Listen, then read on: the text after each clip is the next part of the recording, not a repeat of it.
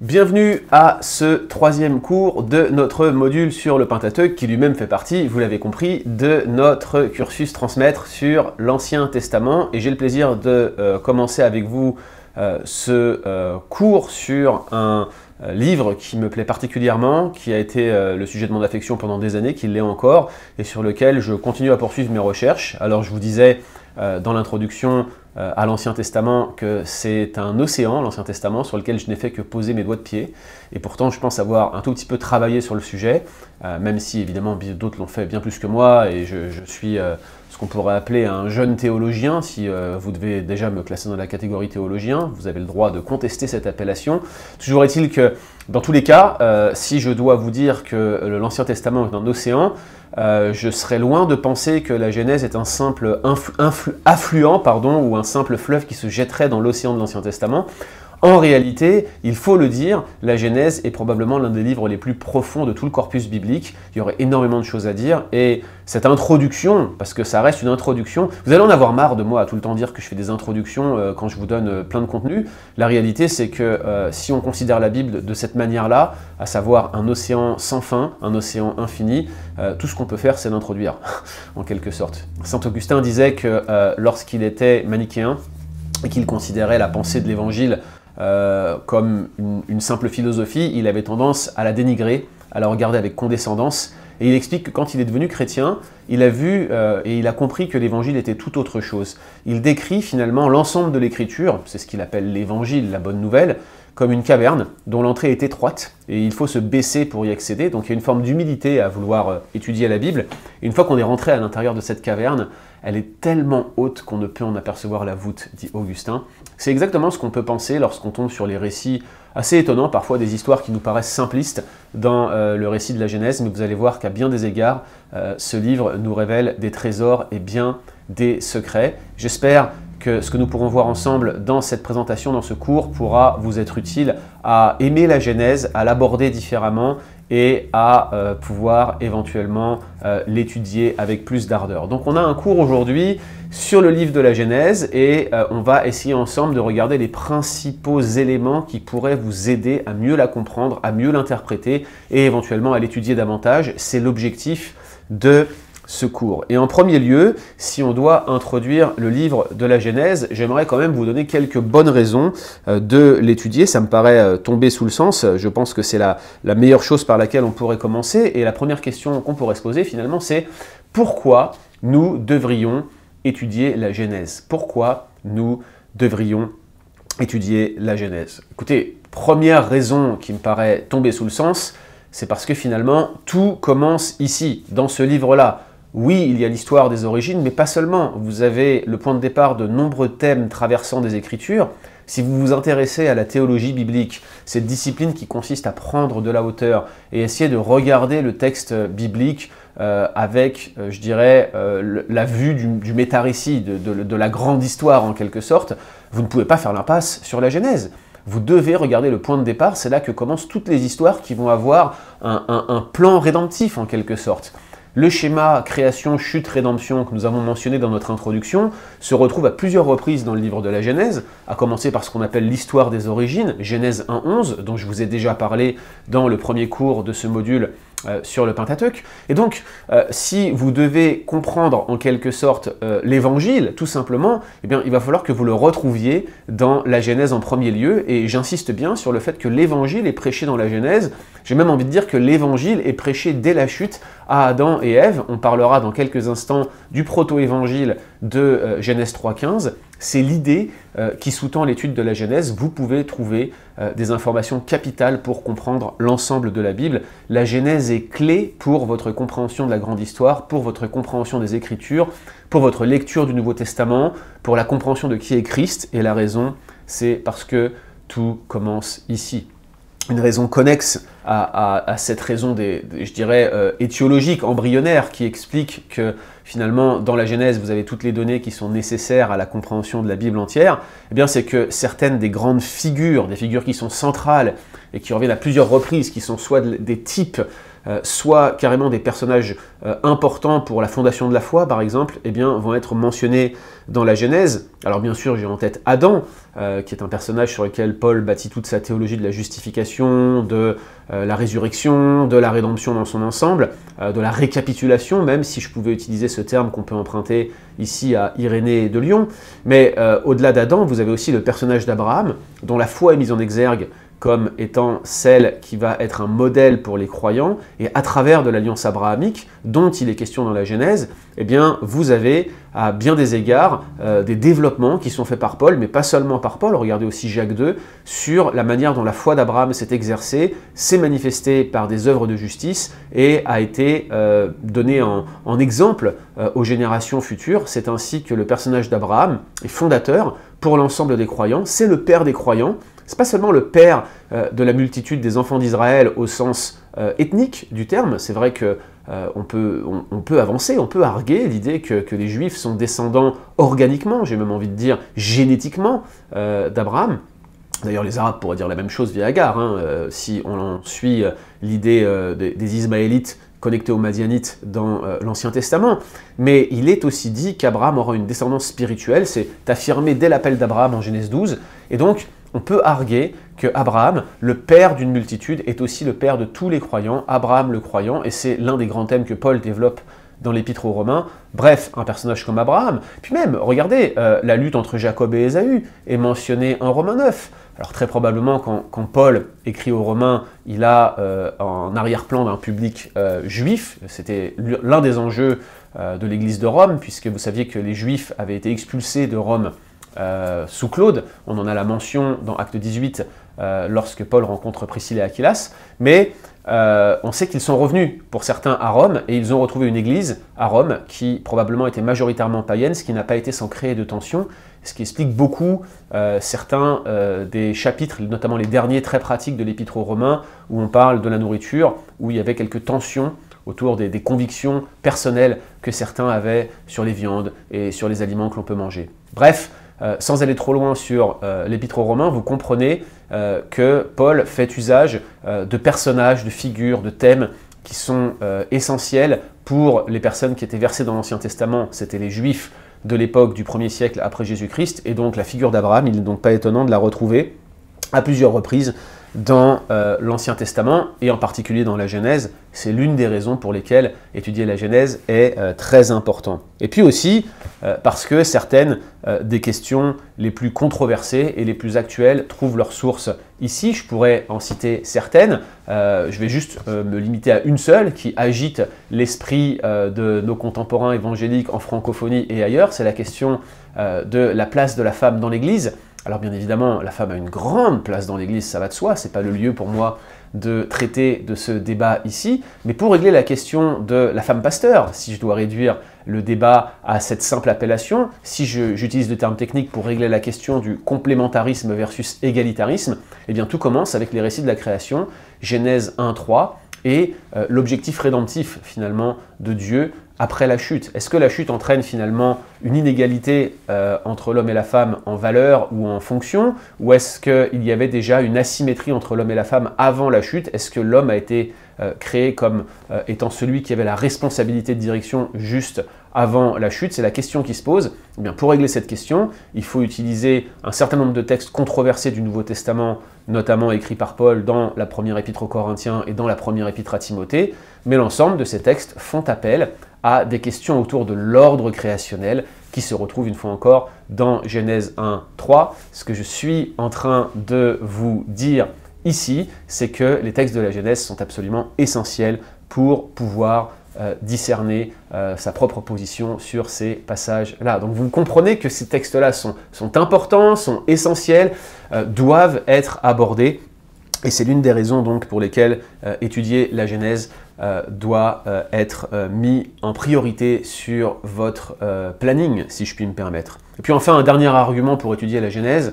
Chers amis, c'est un bijou littéraire, c'est un enchevêtrement de styles, il y a une structure qui est absolument admirable, dont les spécialistes ne sont toujours pas parvenus à percer les mystères avec certitude, on va en dire quelques mots dans quelques instants. Mais bref, la Genèse, c'est un bel exercice d'interprétation. Ce ne sont pas des histoires pour enfants, ce n'est pas réservé à l'école du dimanche. C'est la fondation et vous devez absolument vous arrêter sur ce livre. S'il y a un texte parmi d'autres sur lequel vous devez porter votre attention dans le Pentateuque, c'est bien celui de la Genèse. D'autre part, la Genèse constitue le point de départ de la pensée critique sur l'Ancien Testament.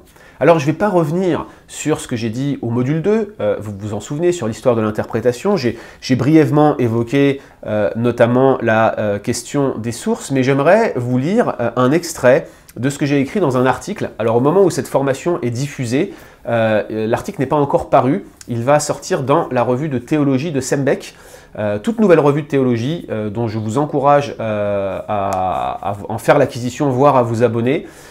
C'est vraiment de très bonne facture, c'est le troisième numéro qui vient de sortir de la revue Sembeck et j'ai écrit un article dans ce numéro 3 sur les divergences supposées entre Genèse 1 et 2 où je prends le contre-pied en quelque sorte de M. Henri Blocher, professeur émérite de la faculté de Vaux-sur-Seine, qui dit de très bonnes choses, mais sur ce point je ne suis pas tout à fait d'accord avec lui et j'explique sur le plan exégétique pour quelles raisons je suis en désaccord sur la gestion des apparentes apories, apparentes divergences entre Genèse 1 et 2.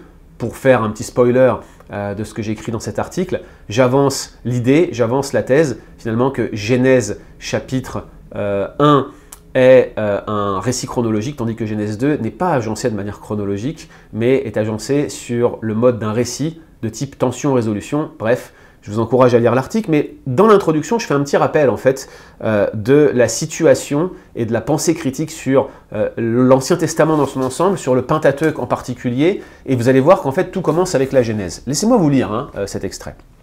La question de l'origine du Pentateuque agite l'esprit des biblistes depuis la publication anonyme des conjectures sur les mémoires originaux dont il paraît que Moïse s'est servi pour composer le livre de la Genèse en 1753. Vous voyez qu'à l'époque, on avait des titres assez longs. 1753, c'est la date de rédaction de cet ouvrage anonyme, les conjectures dont il paraît que Moïse s'est servi pour composer le livre de la Genèse. Je continue. Cette œuvre monumentale, rédigée dans le secret par le médecin français Jean Astruc, visait à répondre aux critiques des Lumières quant à la paternité mosaïque de la Genèse. Au siècle précédent, Thomas Hobbes, Isaac Lapeyre et Baruch Spinoza avaient identifié d'importantes contradictions et anachronismes au sein des 5 livres de la Torah dont ils questionnaient l'intégrité littéraire et la date de rédaction. En s'appuyant sur un ensemble de méthodes diachroniques, c'est-à-dire des méthodes qui s'intéressent à l'histoire de la composition d'un texte, des méthodes qui étaient récemment développées pour l'étude des textes de l'Antiquité classique, en particulier l'Iliade d'Homère, Astruc finit par distinguer 4 documents au sein de la Genèse.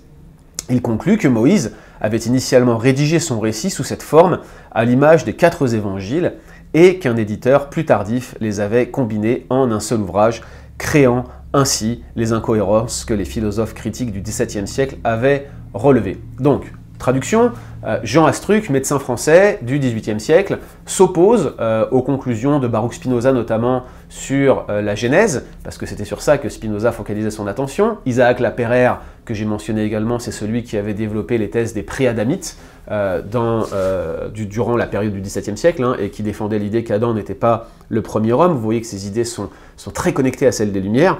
Et donc, Astruc choisit de leur répondre et il dit « Oui, c'est vrai qu'il y a des divergences supposées, mais ces divergences, elles sont juste la marque de 4 documents que Monsieur Moïse a utilisés, et c'est ce qui explique les contradictions apparentes, mais c'est bien Moïse qui a tout écrit. » Est-ce qu'il avait raison de faire comme ça? Je ne le pense pas. On va y revenir dans ce cours sur la question des sources, brièvement, mais je vous expliquerai une théorie alternative qui me paraît bien plus intéressante et plus efficace, plus probante pour expliquer la rédaction de la Genèse, qui n'implique pas qu'il y ait des divergences. Je conteste cette éventualité, mais je crois qu'il y a effectivement des sources dans la Genèse qu'on peut éventuellement identifier. J'en dirai quelques mots un peu plus tard. Ironie de l'histoire, je continue ma lecture. Les intentions apologétiques de Jean Astruc ont servi de fondement à ce que l'on appelle l'hypothèse documentaire. Cette dernière, souvent résumée au système formulé par Heinrich Graf et Julius Wellhausen, qui l'a modifié au XIXe siècle, affirme que la forme finale du Pentateuque, et de la Genèse en particulier, résulte de la combinaison de 4 documents distincts est très éloigné de l'époque de Moïse. Je les ai mentionnés brièvement au cours 2, je vous les redonne ici. Il y a le document J qui vient de Yahwist en allemand, un document dans lequel Dieu est nommé Yahweh, Y-H-W-H, vous savez le tétragramme. Wellhausen date cette source du Xe siècle avant Jésus-Christ, sous l'époque de Salomon. Alors pourquoi J pour Yahweh? Parce qu'en allemand, Yahweh c'est avec un J, vous savez, ça se prononce Y en allemand. La deuxième source, c'est le document E, le document élohiste, dans lequel Dieu est nommé Elohim, et cette source, selon Wellhausen à l'époque, au XIXe siècle, eh bien, elle est nordiste et elle daterait du IXe siècle. Quand je dis nordiste, c'est-à-dire qu'elle aurait trouvé son origine, non pas sous Moïse, mais après la division d'Israël, lors du développement du culte dans le royaume du Nord. C'est la thèse de Wellhausen, évidemment, je ne la partage pas. Il y a le document D, deutéronomiste. Alors pour Wellhausen, en fait, D de Deutéronome, c'est toute une histoire. Ça commence avec le Deutéronome, mais ça se poursuit jusqu'à 2 rois. Et l'ensemble de ces récits aurait été développé sur Josias, sur la base de documents antérieurs. Bref, Josias aurait fait une relecture de l'histoire avec ses scribes, un dénommé Shaphan, premier scribe mentionné dans les Écritures. Ézéchias en avait aussi, mais l'idée ici, c'est de dire que c'est Josias qui aurait été vraiment l'inventeur de l'histoire d'Israël, qui lui aurait créé vraiment toute une légende pour le rendre équivalent aux autres nations. Et donc finalement, on est à la fin du 7e siècle avant Jésus-Christ, et Josias aurait tout réécrit à ce moment-là, et finalement ça serait le point de départ un peu de ce qu'on a un peu dans nos Bibles aujourd'hui. Et puis au 6e siècle, pendant l'exil, on aurait eu des prêtres, l'idée qu'il y aurait une religion qui serait devenue plus élaborée, avec un développement cultuel, et on aurait développé ce qu'on appelle le document sacerdotal, P, de Priesterkodex, document prêtrique, document sacerdotal en allemand, qui aurait été écrit par des sacrificateurs de Jérusalem, mais pendant la période exilique. Alors cette hypothèse, elle n'a plus vraiment cours aujourd'hui parmi les spécialistes, elle a été maintes fois amendée, puis on a des théories alternatives sur la construction. Notez simplement que toutes les théories critiques s'appuient plus ou moins sur les travaux de Wellhausen, et puis dans un premier temps, bien sûr, les présupposés de Spinoza, qui eux-mêmes découlaient des intentions d'Astruc, intentions apologétiques, et d'autres personnes de son temps qui essayaient de retrouver les sources de la Genèse. Ce que j'essaie de vous dire ici, c'est que toutes les théories critiques tendent à fragmenter la Genèse en différents documents, en différents compléments, en rajoutant des sources ici et là. C'est un petit peu l'idée qu'on a derrière cette logique sur le livre de la Genèse. Et l'objectif donc, c'est en quelque sorte d'essayer d'expliquer que la Genèse est un document plus tardif, et au travers de la Genèse, on essaye de découvrir l'intégralité des sources du Pentateuque, comme si c'était une démarche unifiée qui avait conduit à rédiger ce corpus de cette manière-là. Donc, tout cela, ce n'est pas pour aller vous donner toute une histoire de la pensée critique, juste pour vous montrer combien la Genèse est importante et combien les pensées critiques, dans leur ensemble, et même les présupposés critiques des penseurs critiques, ont commencé avec la Genèse, avec notamment les récits des origines, qui leur paraissaient complètement invraisemblables et ascientifiques. Pour des gens comme Spinoza, ou même pour Hobbes ou Laperrière, c'était le témoignage de gens qui étaient finalement peu concernés par la science. C'est l'époque pré-scientifique, et donc ils vous ont raconté des légendes. Tout ce que vous retrouvez là-dedans, finalement, ce sont des constructions tardives, ce sont des choses qui n'ont pas de réelle grande valeur, et il faut les regarder avec beaucoup de suspicion. Donc il y avait une grande condescendance des penseurs des Lumières et des théologiens critiques sur ces documents-là, sur la Genèse en particulier. Et donc la Genèse est bien le point de départ de la pensée critique. Alors quelle va être notre position à nous, qui sommes finalement évangéliques et qui avons à cœur d'interpréter la Genèse selon ce que Dieu dit lui-même des Écritures? Je vous rappelle que nous avons un certain nombre de présupposés. Ici, je vous renvoie à notre cours de bibliologie enseigné par Fred Bican, qui est un très bon cours transmettre. J'en ai fait mention déjà à plusieurs reprises ici, et il sera bientôt disponible n'importe quand sous forme d'archives. Ça ne devrait être qu'une question de mois au moment où ce module sur le Pentateuque est diffusé pour la première fois. Pour nous, à transmettre, notre approche, elle est, je dirais, classique. C'est l'approche évangélique classique. L'approche évangélique classique, c'est que la Bible dit ce qu'elle dit qu'elle est. Nous traitons la Genèse et le Pentateuque en général comme un texte unifié, dont l'intégrité littéraire est éprouvée. Ça ne veut pas dire qu'il n'y a pas des sources derrière. Nous pensons que ce que la Bible dit, elle le dit vraiment, et Jésus identifie la rédaction de la Genèse avec Moïse. Alors, est-ce que ça veut dire que c'est Moïse qui l'a écrite? Est-ce que ça a été écrit intégralement, réellement, sous l'époque mosaïque? Bien évidemment, on peut se poser des questions sans être hérétique, vous voyez, mais il y a un certain nombre d'éléments dans le Pentateuque qui font référence à des traditions que Moïse a connues lui-même. Nous pensons qu'Abraham est un personnage historique, nous pensons également qu'Adam est un personnage historique dans le cadre de ce cours. Ça, certains évangéliques le contestent. D'ailleurs, je me permets de faire un peu de promo par avance, puisque je suis actuellement en cours de rédaction d'un livre sur Adam, qui sera un livre de la collection Perspective des éditions Clés, qui devrait permettre de mettre 3 personnes qui débattront de leurs positions différentes.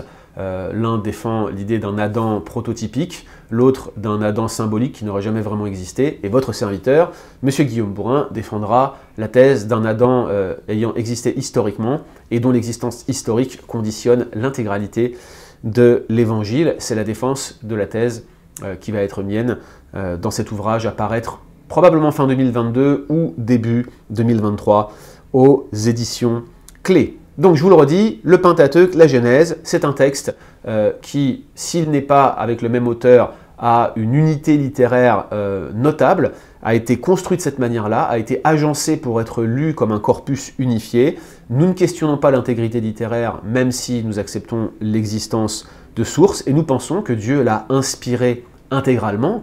Et si nous parlons de pleine inspiration de ce texte, eh bien nous pensons que le texte original, les autographes, les manuscrits originaux, eh bien ils étaient sans erreur et que ces textes méritent toute notre attention, ils ont toute autorité sur notre vie, ils sont pleinement suffisants pour nous enseigner sur ce que Dieu a fait dès le commencement, dès les origines, pour nous apprendre comment fonctionner en tant que peuple de Dieu, un Dieu qui est créateur, un Dieu qui est souverain, un Dieu qui règne, un Dieu qui contrôle notre destinée, un Dieu en qui nous pouvons nous confier, un Dieu qui est relationnel, qu'on peut appeler par son nom d'alliance Yahweh, et qui se révèle ainsi dès les premières pages des Écritures. N'est-ce pas là extraordinaire de servir un Dieu comme celui-là? Et c'est notre objectif en lisant ensemble ce livre de la Genèse.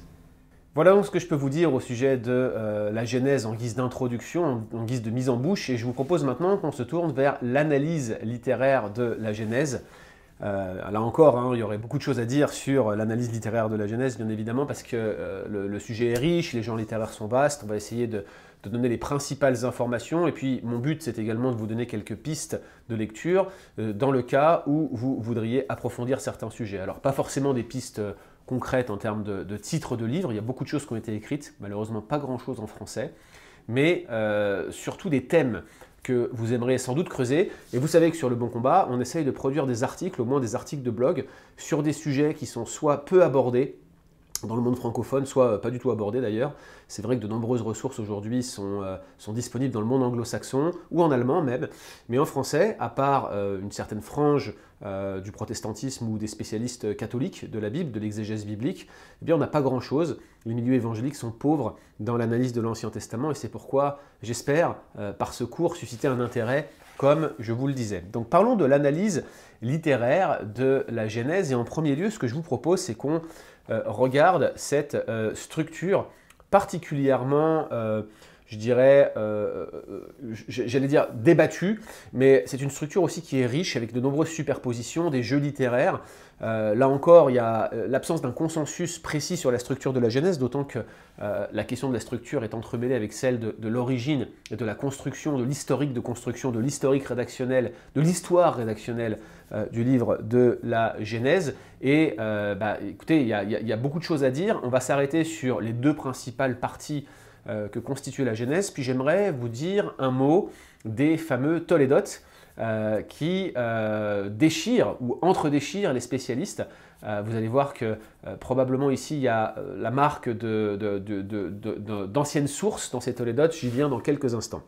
Commençons par les deux grandes parties. Si vous avez suivi le cours numéro 1 de ce module sur le Pentateuque, vous avez certainement remarqué que je les ai mentionnés comme étant deux séquences importantes de l'histoire de la rédemption, oui, la Genèse contient deux séquences importantes de l'histoire de la rédemption. Première séquence, Genèse 1:11, l'histoire des origines, et je crois l'avoir dit au moins à 2 reprises, alors la troisième vous signifiera peut-être que c'est très important de le noter, il y a un schéma dans Genèse 1:11 de type création, chute, rédemption. Il se trouve à l'intérieur de Genèse 11 dans son ensemble, la rédemption est présente, mais il se trouve dans différentes péricopes, dans différentes séquences littéraires, dans différents arcs narratifs au sein même de l'histoire des origines. On le voit par exemple avec l'histoire des origines elles-mêmes, création, chute, rédemption, c'est intégré dans Genèse 1:3, mais on le voit aussi au travers de l'histoire du déluge, qui est une réplique de la rédemption de quelques individus par rapport à un jugement divin qui devrait tomber sur eux. Alors bien sûr, le déluge est un prototype de jugement universel, c'est comme ça que la littérature ultérieure, le Nouveau Testament, avec un Pierre notamment, le réutilise, c'est un prototype de jugement. La littérature prophétique, notamment la littérature prophétique de la période monarchique, donc avant l'exil, je pense ici à Ésaïe, à Osée, a tendance là encore à renverser le déluge pour parler de bénédiction. Donc en quelque sorte, la rédemption est présentée comme une réponse au jugement divin. Dieu n'abandonne pas son peuple. Et une fois de plus, vous voyez que l'histoire des origines fonctionne comme un paradigme, en quelque sorte, de ce qui va se produire plus tard dans la littérature. On a le sentiment que ce Dieu qui écrit l'histoire avec un grand H met la marque de sa rédemption en répétant des événements cycle après cycle en quelque sorte. L'histoire se répète, l'histoire s'amplifie. Si je devais vous donner ma vision générale de l'histoire de la rédemption, c'est un cycle descendant, parce que tout se termine une fois pour toutes avec un jugement final. Je pense que la Bible le dit clairement. Quelle que soit votre position sur l'eschatologie, que Mathieu Giralt vous ait convaincu ou non lors de son excellent cours qu'il a donné pour transmettre, il faut absolument que vous notiez qu'il y a une grande perspective qui va inéluctablement vers la fin. Alors il y a deux grandes tendances pour considérer l'émergence de ce jugement. Il y a une vision plus pessimiste de l'histoire, pensant que les choses vont aller de pire en pire jusque vers la fin. C'est ce que le prémillénarisme pense. L'amillénarisme tente à aller dans cette direction aussi, mais pas comme une ligne droite, si vous voulez. C'est plus des cycles qui se répètent et qui, finalement, vont aboutir à la destruction du monde, alors que le mal s'amplifie dans le monde. Il y a la position post-mill, très influente au XIXe siècle, qui a perdu en influence avec le XXe siècle et la Première Guerre mondiale, notamment. Post-mill voyait finalement la fin des temps comme un règne millénaire de Christ très positif, où le christianisme allait s'étendre jusqu'aux extrémités de la terre, et on allait voir un monde allant de mieux en mieux. Je ne pense pas que ça soit le cas. J'ai plutôt tendance, en ce qui me concerne, à voir une répétition cyclique des thèmes que l'on retrouve dès le début de l'écriture, dès le début de l'histoire de la rédemption, à savoir chute, rédemption, chute, rédemption. Et ce thème, en particulier dans le livre des Juges, trouve un écho assez fort, où on voit toujours la même séquence. Vous avez le peuple qui pêche, Dieu qui envoie un jugement, le peuple crie à Dieu, Dieu envoie un libérateur. C'est un peu ça, aujourd'hui, la vie de l'Église, dans un certain sens, sauf que le libérateur est venu une fois pour toutes, on peut se tourner vers lui, on n'en attend pas un nouveau. C'est Jésus-Christ qui est venu, on peut aller vers lui chaque fois que nous sommes en difficulté, chaque fois que nous voyons que Dieu nous discipline, nous punit comme des enfants, et nous châtie comme des fils pour nous corriger, pour ne pas nous laisser dans nos péchés. D'une certaine manière, c'est aussi ainsi que ce monde se dirige vers sa fin, en répliquant les jugements divins. On a un certain nombre de paradigmes de jugement dans la Genèse. Le déluge en est un. Je pourrais vous parler aussi de Sodome et Gomorrhe, qui lui est dans la deuxième grande partie de la Genèse, à savoir l'histoire des patriarches. Donc je termine sur l'histoire des origines, Genèse 1:11, avec ce schéma création, chute, rédemption, que l'on retrouve à plusieurs reprises. L'histoire des patriarches, elle commence avec la généalogie de Téra, le père d'Abraham, en Genèse chapitre 11, verset 27, et elle se termine en Genèse 50. Là encore, on peut distinguer le même schéma, avec bien sûr plusieurs arcs narratifs particuliers, une insistance forte sur les alliances et la fidélité d'alliance à Dieu, notamment la fidélité envers l'alliance faite avec Abraham, qui est renouvelée envers Isaac, qui est renouvelée envers Jacob, la bénédiction qui se poursuit, qui accompagne la poursuite de la lignée dont je vous ai parlé dans le cours d'introduction, c'est-à-dire la première vidéo de ce module sur le Pentateuque que vous regardez. Donc si on regarde les deux grandes parties principales, Genèse 1-11, vous avez donc l'histoire des origines avec la création, la chute, et puis ensuite la violence qui s'étend sur toute la terre, et puis le déluge, et ça se termine par la tour de Babel. Et puis l'histoire des patriarches commence directement avec les généalogies d'Abraham après Babel, et vous suivez ensuite la lignée d'Abraham. Donc bien sûr, il y a ses pérégrinations dans le pays, et puis toutes les histoires que vous connaissez. Et vous allez avoir Abraham qui va enfanter Isaac, Isaac, Jacob, puis Jacob va avoir 12 fils, et l'un de ses fils, Joseph, aura son cycle narratif bien à lui, parce que c'est au travers de Joseph que l'ensemble de la famille de Jacob va descendre en Égypte, et c'est ainsi qu'on les retrouve au début de l'Exode. Une fois de plus, je renouvelle ce que je vous ai dit lors du premier module, il n'y a pas vraiment de distinction en termes de narration entre la Genèse et l'Exode, et ça continue ainsi, et comme je vous le disais, entre le Deutéronome et Josué, il n'y a pas non plus vraiment de coupure, on suit l'histoire, c'est vraiment une unité littéraire que l'Ancien Testament constitue, notamment au travers de cette, entre guillemets, histoire deutéronomiste. Il y a vraiment une lignée historique, une histoire de la rédemption, que les auteurs, ensemble, s'unissent pour montrer et pour dévoiler selon le plan de Dieu, selon l'inspiration de Dieu. Donc deux grandes parties, histoire des origines, histoire des patriarches, grosso modo Genèse 1-11 et Genèse 12-50, même si la deuxième partie commence plutôt avec la généalogie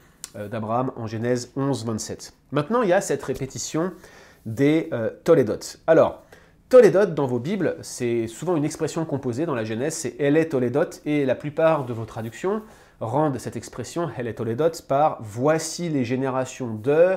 Certaines versions un peu plus dynamiques traduisent « Voici l'histoire de la famille »,« Voici la famille »,« Voici les généalogies ». Alors, la traduction n'est pas fausse, mais vous allez voir que dans la Genèse, c'est pas forcément la traduction qui s'impose, en tout cas, c'est débattu.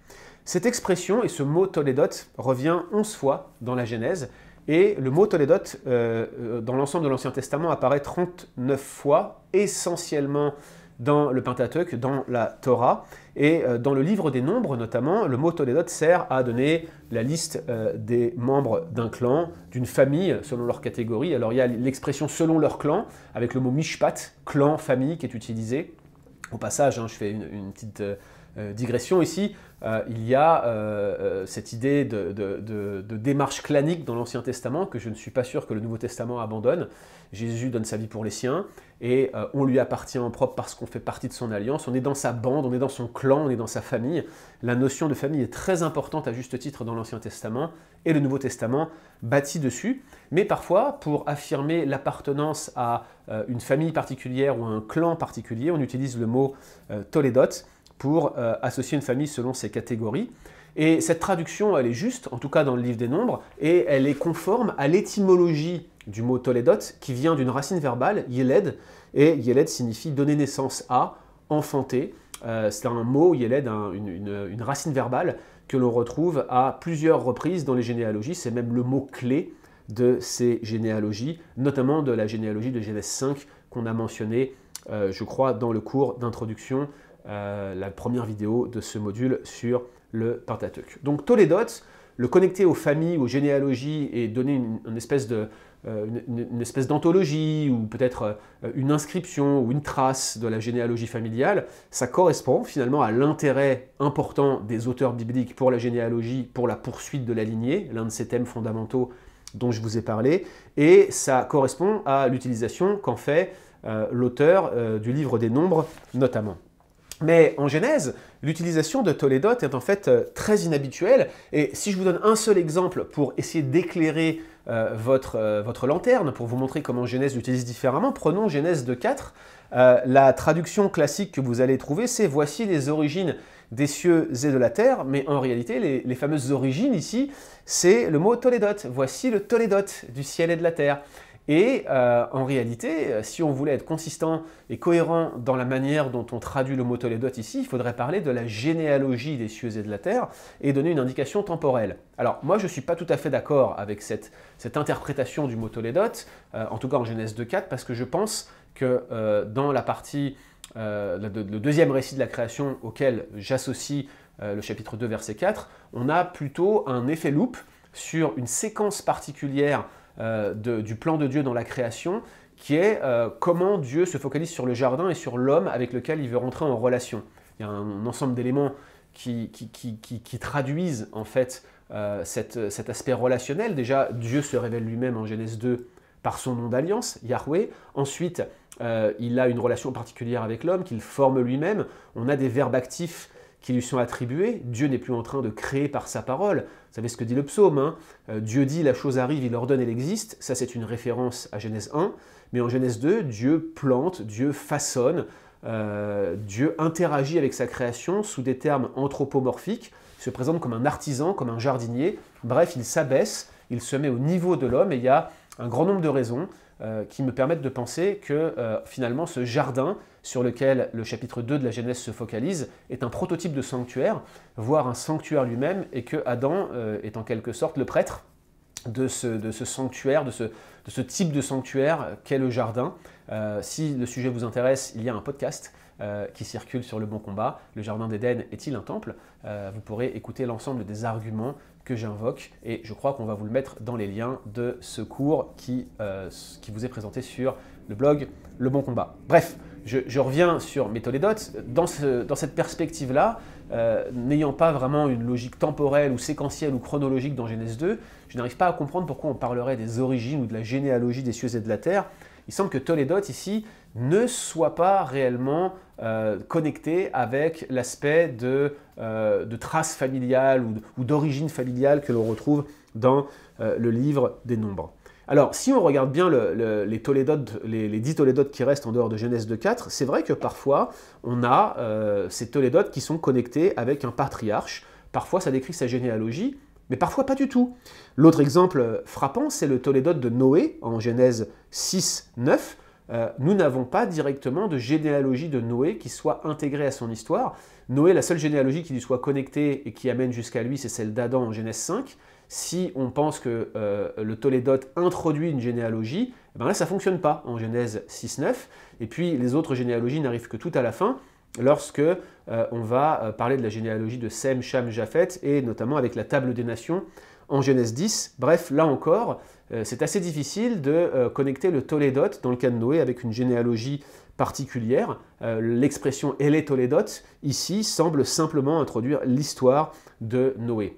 Par contre, ce qui est clair, et ce sur quoi tous les spécialistes sont d'accord, c'est qu'il y a un certain nombre d'éléments de structure qui sont indiqués par ces tolédotes. Ce sont des marqueurs structurels, et donc les chercheurs débattent encore aujourd'hui et sont en désaccord de la signification précise de ces tolédotes sans qu'un consensus particulier n'émerge. J'ajouterai à cela que si vous vous souvenez de ce qu'on a dit sur l'histoire de l'interprétation, à la fois dans le deuxième cours de ce module sur le Pentateuque, et aussi ce que je vous ai dit tout à l'heure à propos des fameux 4 documents qui sont un petit peu la référence générale en termes de sources ou en termes de reconstruction des sources par les théologiens critiques, par les libéraux en fait, au sujet de la Genèse, ça ne s'accorde pas du tout avec les divisions des tolédotes.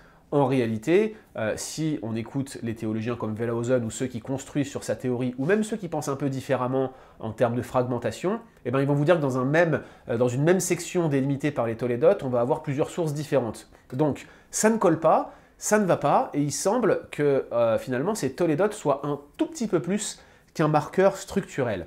2 hypothèses ont circulé parmi les évangéliques. La première est défendue notoirement par P.J. Wiseman, qui est très connu pour les tablettes tolédotes, je vais vous en dire un mot dans quelques instants, et la deuxième, qui à mon avis est plus probable, a été défendue notamment par Duane Garrett, et les deux considèrent les tolédotes comme un marqueur structurel.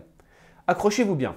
P.J. Wiseman considère que l'expression « elle est tolédote » marque la fin d'une section, tandis que Duane Garrett considère que les tolédotes marquent le début d'une section. Et ça a son importance. P.J. Wiseman a été extrêmement influent en disant qu'une tolédote indique la fin d'une section parce qu'en fait, le tolédote indiquait la fin d'une tablette.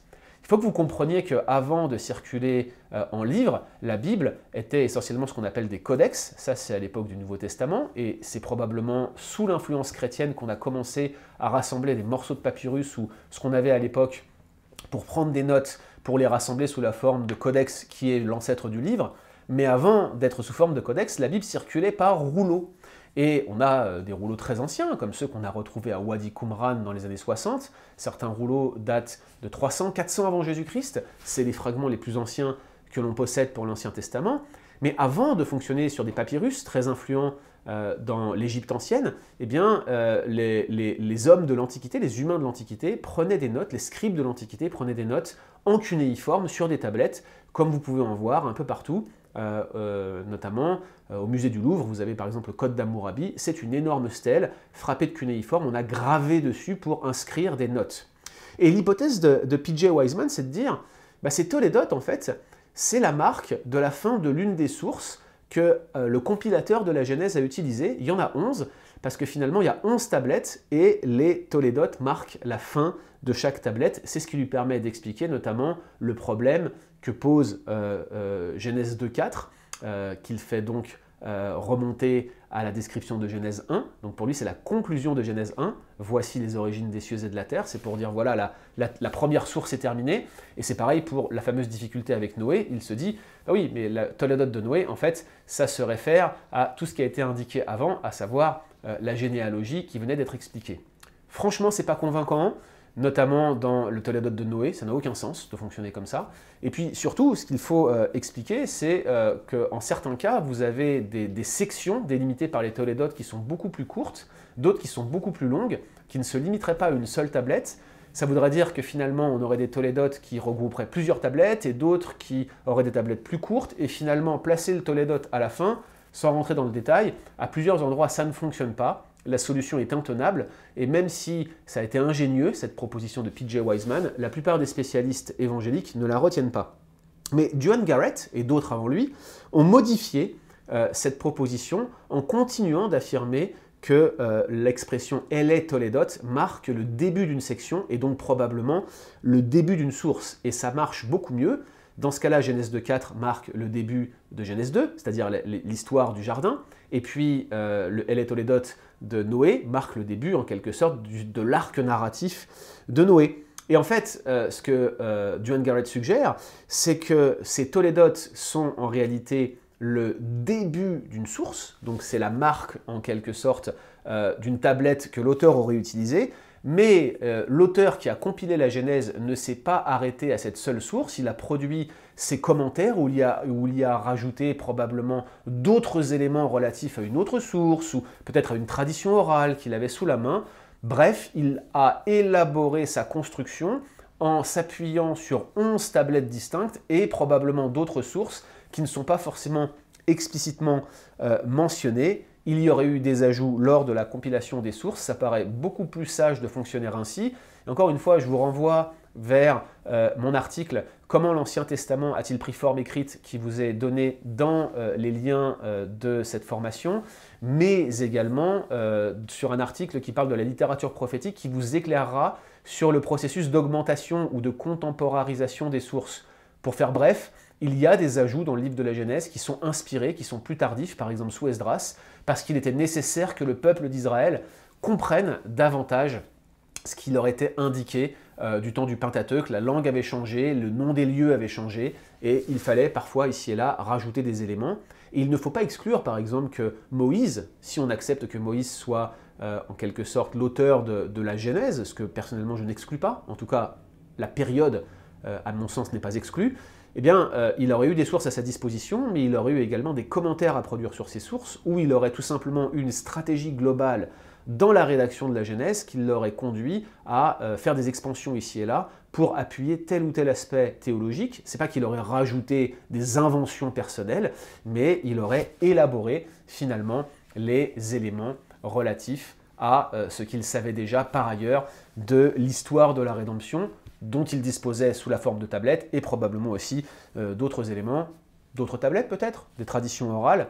Alors, je fais encore une fois une petite parenthèse ici pour vous renvoyer vers le cours de bibliologie, dans lequel j'avais fait une vidéo d'introduction pour ajouter à Fred quelques éléments sur la mise par écrit, l'inscriptuation de la révélation. Vous vous souvenez, je vous avais dit que j'estimais que ces tablettes avaient pris forme très rapidement parce qu'on voulait consigner la parole de Dieu, les révélations de Dieu.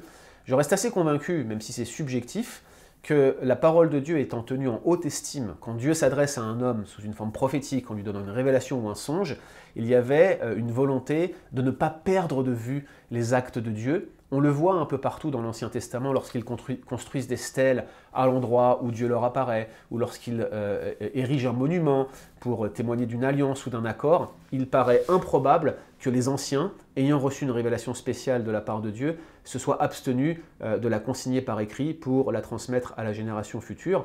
Pour moi, ces fameux tolédotes font écho à ce processus d'inscriptuation rapide de la révélation spéciale. Pour ceux qui suivent de manière récurrente nos cours, vous vous souvenez que j'en avais fait mention dans le cours de bibliologie. Voilà un petit peu un des dénouements que je peux expliquer ici en étudiant la genèse de cette théorie que je défendais. Bien évidemment, c'est une inférence, c'est une hypothèse, je n'ai aucune preuve formelle de ce que j'avance ici, mais ça reste selon moi le plus probable compte tenu de la manière dont le peuple de Dieu dans l'histoire a chéri et considéré la parole de Dieu. Voilà ce que je peux vous dire donc sur ces tolédotes. Je conçois que ça soit un peu plus technique que le reste de ce que je vous disais tout à l'heure, mais vous comprendrez qu'on ne peut pas parler de la structure de la Genèse sans aborder ce sujet-là. Si je dois faire une synthèse de ce que je viens de vous dire, oui, il y a deux grandes parties. L'histoire des origines, Genèse 1-11, l'histoire des patriarches, grosso modo Genèse 12 à 50, mais vous avez aussi une structure plus complexe, plus élaborée, qui s'entrecroise. Ce sont ces fameux 11 tolédotes, qui témoignent de l'existence de sources, à mes yeux, et qui écartent l'hypothèse défendue par la plupart des théologiens critiques de sources diverses et variées qu'on pourrait retrouver et reconstruire par l'analyse des incohérences, comme je vous l'ai expliqué dans le cours numéro 2 de ce module sur le Pentateuque. Voilà pour la structure. N'oubliez pas, si vous avez des questions, pour clarifier l'aspect complexe de ce cours, je serai heureux d'y répondre dans les modalités prévues dans le cadre de ce cours. J'aimerais continuer maintenant avec le genre littéraire, ou plutôt, ici il faudrait mettre un pluriel, les genres littéraires de la Genèse. On peut parler d'un genre littéraire particulier, parce qu'en réalité la Genèse, elle se présente comme une historiographie, c'est-à-dire une succession de cycles narratifs connectés les uns aux autres, et on cherche à produire un fil conducteur, une grande histoire. Il y a des arguments pour défendre le fait que Genèse se présente elle-même comme une historiographie. Déjà, il y a une unité d'intrigue dans l'ensemble du livre, et c'est là où, à titre personnel, je ne suis pas d'accord avec Henri Blocher qui voit Genèse 1 comme une sorte de prologue, et qui le déconnecte un petit peu de Genèse 2 qui serait davantage de l'histoire. Ici, je m'inscris en faux, je pense qu'il y a un sens de chronologie indiqué par les jours et la succession de soir et de matin. Il y a cette volonté de connecter Genèse 1 à l'intrigue de l'ensemble du livre. Alors évidemment, c'est débattable, hein, et je pense que M. Blocher, comme ceux qui sont d'accord avec lui sur sa position qu'on appelle la théorie du cadre sur Genèse 1, serait très content d'apporter des réponses à ce que je dis là très rapidement. Évidemment, ici je ne fais que survoler les accords et les désaccords, le débat est technique, exégétique, néanmoins vous pouvez trouver des bonnes ressources là-dessus sur Le Bon Combat. D'ailleurs, on avait fait une série de podcasts avec mon collègue et ami Florent Varac sur ce sujet-là. Si vous allez dans les séries d'articles du Bon Combat, vous la retrouverez certainement. Elle s'appelle, je crois, cette série « Interpréter l'histoire des origines ». Je vous renvoie donc vers cette série précise. Il y a des podcasts, il y a des articles qui pourraient vous être utiles. Donc il y a une unité d'intrigue, en tout cas dans l'ensemble du livre. Et d'ailleurs, ce livre de la Genèse, je le disais, il n'est pas séparé du reste du Pentateuque. Les récits se suivent et s'enchaînent. Je vous expliquais tout à l'heure comment il y avait cette connexion entre l'Exode et la Genèse. On voit Joseph qui meurt en Égypte et on commence l'Exode avec les descendants de Jacob et de Joseph qui sont encore une fois en Égypte et la situation a bien changé. Donc il y a cette unité littéraire, il y a une connexion. Il y a un seul corpus dans le Pentateuque. Et puis même le Pentateuque, je vous le disais aussi, il n'est pas séparé des livres historiques. Vous arrivez finalement au Deutéronome. Vous avez le renouvellement de l'alliance avec la deuxième génération, celle qui est née dans les pérégrinations d'Israël dans le désert, au moment où ils vont rentrer dans le pays. Moïse lui-même ne les accompagnera pas dans le pays promis, il meurt sur le mont Pisgah et Dieu l'emporte. Et c'est Josué qui, avec la deuxième génération, va rentrer dans le pays et va opérer la conquête. C'est le récit que nous avons dans les 11 premiers chapitres du livre de Josué. Là encore, connexion narrative indéniable, bref, la Genèse se présente comme une historiographie connectée aux autres historiographies du Pentateuque et de Josué. On peut, en regardant sa forme finale et en regardant ce qu'on appelle parfois son placement canonique, sa forme canonique, en déduire qu'il s'agit, ou en tout cas que la Genèse se présente comme une historiographie. Une fois qu'on a dit cela, oui, on a un genre littéraire qui qui sera en quelque sorte un parapluie pour tous les autres genres au pluriel littéraire, au pluriel que l'on retrouve dans la Genèse. C'est clair qu'on ne peut pas se limiter à un seul genre quand on parle du livre de la Genèse. Elle contient une variété de genres littéraires. Il y a ce qu'on peut appeler des cosmogonies, littérature des origines. À ce titre, Genèse 1 contient des similarités frappantes, des similitudes frappantes avec d'autres récits des origines que l'on retrouve dans le Proche-Orient ancien. Beaucoup se proposent de noter ces similarités et de croire à une influence directe de récits comme Enuma Elish ou plus récemment comme le cycle de Baal sur la rédaction de Genèse 1, donc Enuma Elish, récit babylonien, Babylone ancienne, et le cycle de Baal, récit cananéen ou garitique. Et je tiens à vous dire tout de suite que je ne partage pas cette opinion. Là encore, on a un article qui vous est donné dans les notes de cette formation. Voilà, est-ce que l'histoire de la création biblique découle de récits du Proche-Orient ancien qui y seraient similaires? Je n'y crois pas. Je ne suis même pas sûr qu'il y ait une vraie théologie polémique où Genèse 1 chercherait à répondre à ces mythes du Proche-Orient ancien. Il y a des disparités assez fortes.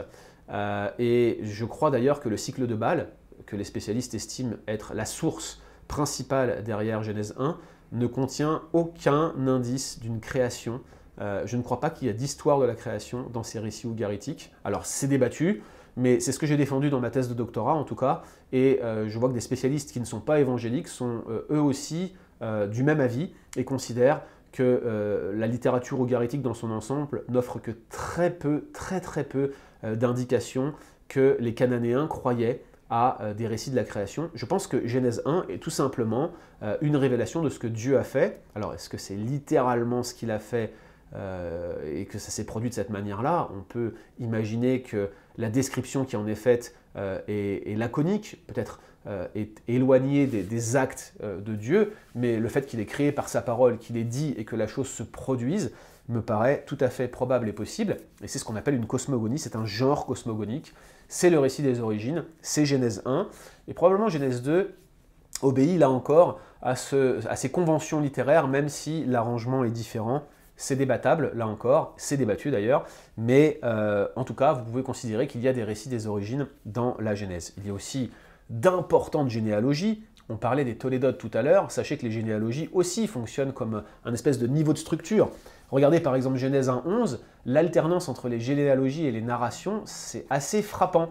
À ce titre, d'ailleurs, j'aimerais vous dire qu'il est tout à fait probable que la table des nations de Genèse 10 ne soit pas arrangée chronologiquement avec l'histoire de Babel en Genèse 11. Probablement, Babel est antécédent à l'histoire de la table des nations, et l'arrangement de Genèse 1.11, s'il est globalement chronologique, n'est pas strictement chronologique. L'agenda, l'objectif de l'auteur, n'est pas simplement de vous donner un fil conducteur chronologique du déroulement des faits, mais plutôt de véhiculer une indication théologique qui va naturellement amener d'Adam à Abraham en passant par Noé. Voici un petit peu l'idée que l'on a ici. N'oubliez jamais ce pattern, ce schéma type qu'on va retrouver, création, chute, rédemption. Donc on a des cosmogonies, des généalogies qui peuvent avoir un sens de structure, qui sont très importantes, je le disais, dans la Genèse et dans le Pentateuque en général. On a également des comptes rendus de bataille.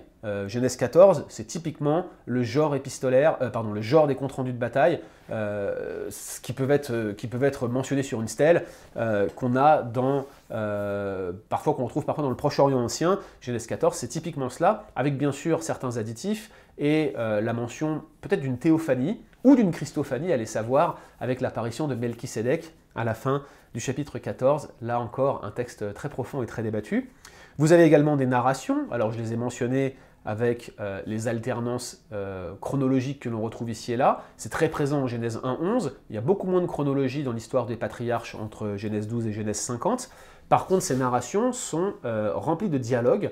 Vous avez des séquences entières de dialogues, et c'est un genre à part entière, le dialogue. On en parlera ensemble quand on fera le livre de Ruth un jour, si on fait les livres historiques ensemble, si vous suivez ce cours sur les livres historiques qui devrait être donné, je l'espère, durant le deuxième semestre de 2022 pour la première fois. En tout cas, notez que ces dialogues sont aussi très présents dans la Genèse, et puis c'est non exhaustif ce que je dis là, j'aurais pu vous citer d'autres genres littéraires. On a des testaments poétiques, voire prophétiques.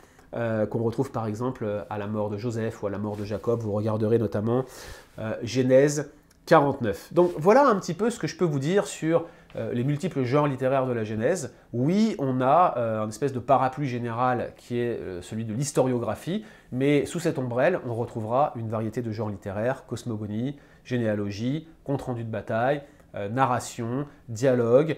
J'ai mentionné des testaments prophétiques, poétiques. On a des prophéties qui sont rapportées. On a des descriptions aussi tout simplement, quelques énumérations dans la Genèse. Bref, ce n'est pas exhaustif ni limitatif ce que je vous dis ici.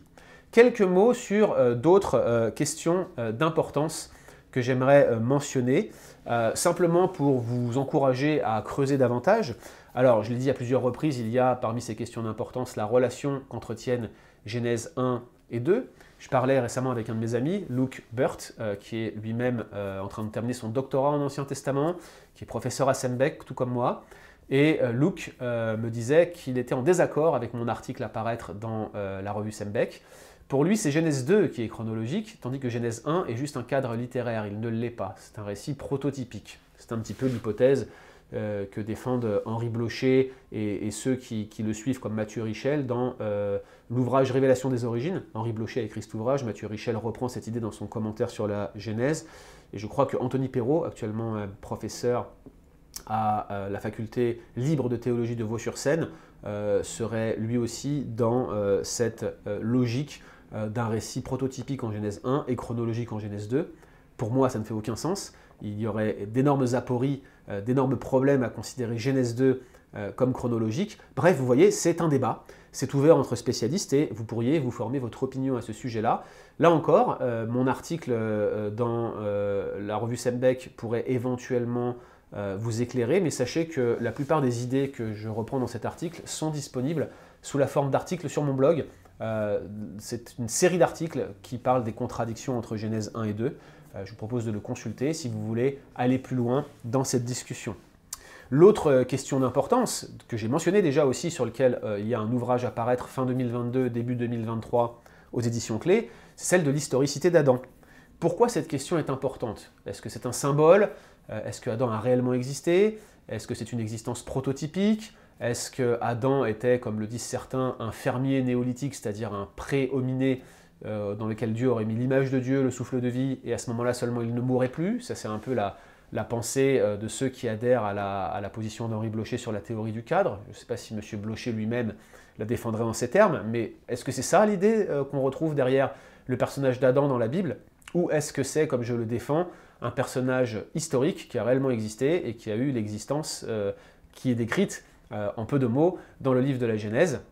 Personnellement, je défends cet avis-là. Quoi qu'il en soit, cette question elle est d'importance. C'est bon que vous vous fassiez une opinion sur ce sujet-là, parce que le personnage d'Adam, eh bien, il est fondateur, notamment pour la théologie du Nouveau Testament. Paul s'appuie dessus pour parler du pardon des péchés et de la justification en présentant Jésus comme un nouvel Adam. Et la même rhétorique, alors ce que je viens de vous dire là, c'est Romains 5 et suivant, mais la même rhétorique, la même logique est employée par l'apôtre Paul pour défendre l'historicité de la résurrection. Je vous encourage à vous pencher sur ce sujet-là, sur lequel nous avons là encore des articles sur le bon combat. Ma position, elle est claire, je viens de vous la donner, mais vous pouvez tout aussi bien essayer de voir ce que pensent les autres. Ça ne vous fera pas de mal, c'est toujours bon de regarder les avis divergents et contraires.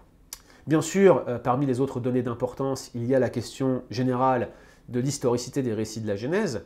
Et ici, pour beaucoup, la Genèse en elle-même contient de nombreux récits qui sont, si ce ne sont pas des mythes, des métaphores ou des métaphores historiques, des récits prototypiques.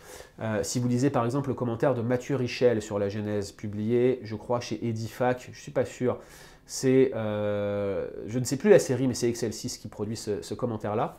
Vous allez voir que pour lui, l'histoire de Caïn et Abel est une sorte de métaphore, une parabole historique, je crois que c'est les termes qu'il emploie. Il pense que le récit de la tour de Babel est un cumul de différentes histoires rassemblées, là encore, dans une sorte de parabole historique. Pour lui, l'histoire ne commence qu'avec l'histoire patriarcale. Alors, je ne vous cache pas que sur le plan exégétique, j'ai beaucoup de mal avec ce genre d'interprétation, mais vous pouvez, là encore, écouter mes interactions avec les idées de Monsieur Richel dans la série de podcasts intitulée « Interpréter l'histoire des origines », podcast et article d'ailleurs, où vous pourrez retrouver mon point de vue sur ce sujet-là et où je réponds à certaines difficultés ou arguments qui sont soulevés contre ma position. Une fois de plus, vous pouvez aussi consulter le commentaire de Mathieu Richel qui défend ces idées-là et qui vous explique pourquoi il y adhère. Et il faut le dire, hein, Monsieur Richel a des arguments et ça vaut le coup de les lire, que vous soyez d'accord ou non. C'est un sujet sur lequel vous devez vous forger votre opinion. Prenez le temps d'y réfléchir et n'allez pas trop vite dans la manière d'interagir avec ceux qui pensent différemment de ce que vous pensez vous-même. Et puis, dans la Genèse, je mentionnerai également la place des alliances. Il faut bien comprendre que les alliances sont l'un des thèmes les plus débattus, à la fois par les biblistes, les exégètes, ceux qui font de la théologie biblique, mais aussi ceux qui font de la théologie systématique, parce que l'histoire de la rédemption dans son ensemble est structurée autour d'une succession d'alliances, et vous avez différentes positions. Alors, si vous suivez assidûment nos travaux, vous savez que mon collègue et ami Pascal Denot en a fait sa spécialité. Il a réalisé son mémoire de recherche de maîtrise, de master, sur le sujet de la théologie de l'alliance dans sa vision baptiste. Si ça vous intéresse, son ouvrage s'appelle « Une alliance plus excellente ». Et, spoiler, je vous le dis d'avance, on va avoir un cours sur les alliances enseigné par Pascal Denot, dans lequel on essaiera de vous présenter de manière honnête toutes les autres positions, mais où on défendra cette position-là, qui est celle que l'on tient à transmettre. Ce cours devrait arriver le premier semestre 2022. Si vous suivez bien évidemment ce cours sur le Pentateuque, ce module sur le Pentateuque plus tard, vous aurez certainement l'occasion de le voir ensuite en rediffusion ou dans les archives que nous mettrons en ligne. La place des alliances bibliques, c'est central, c'est important, et c'est d'autant plus important quand on lit la Genèse que la plupart des alliances débattues se retrouvent dans la Genèse. Par exemple, l'un des grands points de débat en théologie de l'alliance, c'est l'existence ou non d'une alliance de la création, d'une alliance faite avec Adam. Les théologiens réformés parlaient d'alliance des œuvres. Alors là, on est dans de la dogmatique, dans de la théologie systématique. C'est vrai que j'aime pas trop l'appellation alliance des œuvres. Moi, je crois à une alliance de la création, mais elle n'est pas mentionnée explicitement dans Genèse 1 ni en Genèse 2, ce qui fait que plusieurs hésitent à en défendre l'existence. Je pense qu'on a des bons arguments pour la défendre. Il y a un article qui est joint, je pense, j'espère, à la page de cours que vous retrouvez sur le blog de Bon Combat, qui s'intitule « L'alliance des œuvres existe-t-elle » ou « L'alliance de la création existe-t-elle ?» Je dis cela de mémoire. Consultez-le, vous trouverez les principaux arguments qui nous conduisent à penser à l'existence d'une alliance de la création. Donc ça, c'est l'un des points les plus débattus. Le deuxième point le plus débattu, c'est la signification et l'interprétation des alliances mentionnées explicitement, noir sur blanc, dans la Genèse, et notamment l'alliance avec Abraham, qui, comme vous pourrez le voir, de Genèse 12 à Genèse 22, est renouvelée à plusieurs reprises. Genèse 12, il y a une initiation, une promesse qui est donnée. Genèse 22, vous savez, c'est la fameuse Hadéka, c'est le nom que l'on donne à la ligature d'Isaac, et le sacrifice que Dieu empêche, en quelque sorte, voyant le cœur, voyant la foi d'Abraham. Au milieu de cela, les promesses sont renouvelées, Genèse 13, Genèse 15, et puis vous avez la fameuse circoncision qui est donnée en Genèse 17. Et en Genèse 17, eh bien, cette circoncision déchaîne les débats entre théologiens presbytériens et théologiens baptistes, puisque vous le savez, les presbytériens défendent que le baptême de nourrisson, baptême d'enfant dans leur cas, est la réponse, le signe, ou le signe, oui, absolument, le signe de l'alliance de grâce, de la nouvelle alliance, comme la circoncision l'était de l'ancienne alliance, autrement dit, que l'on doit baptiser des enfants parce qu'on faisait la circoncision des enfants. C'est l'un des gros arguments. Et donc, l'un des grands points de débat qu'il va y avoir entre théologiens presbytériens, théologiens pédobaptistes et théologiens professants, théologiens baptistes, eh bien, ça va être sur l'interprétation de l'alliance abrahamique et bien sûr de tout ce qui gravite autour, et ça a un impact sur toutes les alliances qui se trouvent dans la Genèse.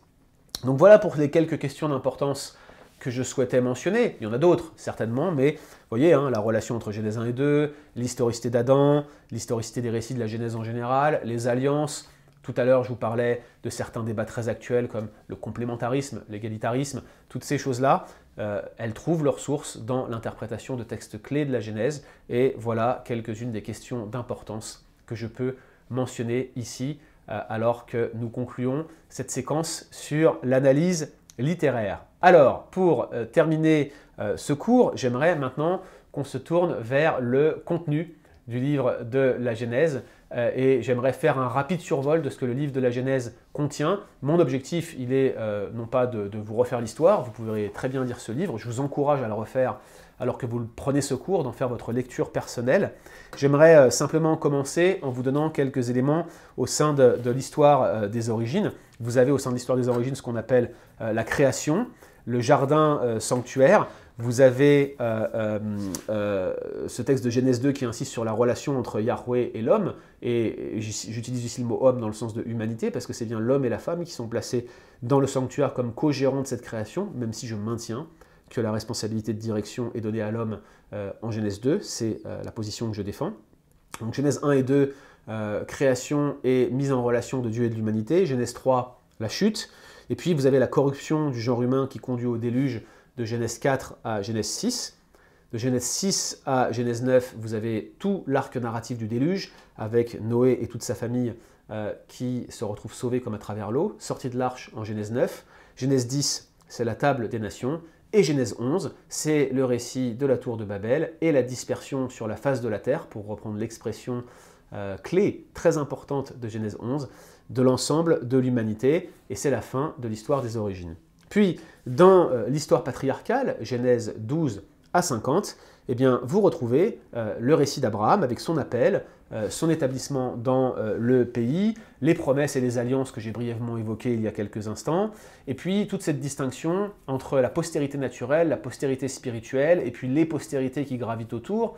Il y a des promesses des Genèse 12 qui concernent la postérité naturelle, des promesses qui concernent la postérité spirituelle, c'est en tout cas ainsi que le Nouveau Testament interprète ces textes de Genèse 12, et puis il y a la promesse d'un pays. Toutes ces choses-là vont conditionner les narrations futures. La promesse d'une postérité naturelle, bien évidemment, c'est le peuple d'Israël, selon la chair, qui va occuper le pays, dont cette fameuse deuxième génération qui va rentrer au moment de la conquête. La promesse spirituelle, que ce soit dans Galates ou dans Romains, l'apôtre Paul l'associe directement à Christ et à ceux qui sont en lui, donc le nouvel Israël, l'Israël de Dieu en quelque sorte, et puis la promesse du pays. Vous savez que c'est l'un des axes les plus débattus encore aujourd'hui, puisque la question c'est quel est le pays qui a été promis à Abraham? Si vous devez vous focaliser sur les frontières du pays promis à Abraham, eh bien ça va très loin, c'est même une partie de l'Irak et de l'Égypte qui devrait appartenir à Israël aujourd'hui. On en est loin, mais la question c'est, est-ce que réellement c'est l'importance que de recouvrer ce pays, ou est-ce que c'est une perspective eschatologique que l'on devrait viser au travers de la promesse de l'alliance abrahamique? Tout cela, ce sont encore des points très débattus dans la Genèse. Bien sûr, j'ai mentionné Isaac qui hérite des mêmes promesses qu'Abraham et qui commet des péchés très similaires aux siens. Il y a un leitmotiv dans la Genèse, c'est le leitmotiv de c'est ma sœur. Vous voyez, deux patriarches qui présentent leur femme comme leur sœur. Dans l'un des deux cas, c'est pas si faux que ça, mais c'est quand même un mensonge, puisqu'au final, on a Pharaon qui, le texte le suggère, finalement couché avec la femme d'Abraham, tandis que Abimelech ne l'a pas fait. Ou c'est l'inverse, attendez. Non, c'est Abimelech qui ne l'a pas fait, et c'est Abraham, c'est Pharaon qui l'a fait. Et puis ensuite, on a la séquence avec Jacob, présenté comme un supplanteur, c'est l'origine de son nom, Yaakov, supplanteur, qui trompe Ésaü. On a l'histoire du vol du droit d'aînesse, la fuite en Mésopotamie, et puis finalement le retour dans le pays après qu'il se soit marié avec les deux filles de Laban, un de ses parents en Mésopotamie, le frère d'Abraham. Attendez, je suis perdu dans mes généalogies, il aurait fallu que j'ai mon tableau sous les yeux. Toujours est-il que Jacob revient, revoit Ésaü et finalement s'établit dans le pays avant de commencer à partir de Genèse 37 le cycle de Joseph. Vous connaissez la suite, hein, Joseph qui faisait des visions, qui est haï par ses frères, qui finalement décide de le vendre à une caravane de Madianites qui descend en Égypte. Là, Joseph devient l'intendant d'un homme dénommé Potiphar, un homme influent et puissant, jusqu'à ce que sa femme, à Potiphar, tente de les séduire et ne parvenant pas à le faire, elle l'accuse faussement. Et Joseph, finalement, finira en prison. En prison, il va interpréter les songes de deux personnes de l'entourage de Pharaon. Et la prédiction de Joseph s'étant accomplie, il va être présenté devant le Pharaon au moment où celui-ci va faire des rêves étranges. Et Joseph va discerner dans ses rêves que Dieu, Yahweh, va envoyer 7 années d'abondance avant d'envoyer 7 années de sécheresse, va donner des conseils à Pharaon. Pharaon, impressionné, va l'établir sur tout son pays. Et la narration débouche sur une famine dans le monde entier, à laquelle l'Égypte était préparée grâce à l'interprétation des songes de Joseph. Et ce sont les frères de Joseph qui, poussés par leur père, aiguisés par la famine, vont descendre en Égypte, ne vont pas reconnaître immédiatement celui qu'ils avaient vendu comme esclave. Lui va les reconnaître et va exercer sa vengeance en leur faisant du bien. Voici l'Évangile dans toute sa splendeur par lequel le livre de la Genèse se termine sur l'histoire de Joseph avec cette magnifique phrase qui conclut la relation incroyable qu'il a eue avec ses frères alors que leur père est mort et qu'il s'inquiète de se dire que peut-être maintenant que leur père est mort, Joseph va se venger, il va les punir, il va enfin les mettre à mort à cause de tout ce qu'ils lui ont fait. Et ils viennent le supplier en expliquant que leur père avait demandé que Joseph pardonne leurs péchés. Et Joseph pleure et leur dit « Suis-je à la place de Dieu? Vous aviez planifié de me faire du mal, mais Dieu l'avait pensé en bien. Vous aviez pensé me faire du mal, Dieu a contrepensé contre vous. » Et il a contrepensé cela d'une manière qui a permis d'apporter la vie à un peuple nombreux, à accorder le salut à des gens qui ne le méritaient pas. C'est un prototype de l'Évangile que vous retrouvez en l'histoire de Joseph avec ce cycle narratif qui conclut la Genèse. Création, chute, rédemption, qui se répète de manière cyclique dans ce magnifique livre. Voilà ce que je veux vous partager au travers de ce cours transmettre sur la Genèse. Je vous remercie d'avoir suivi ce cours. On continue tout de suite dans quelques instants avec le prochain module sur l'Exode. Que le Seigneur vous bénisse.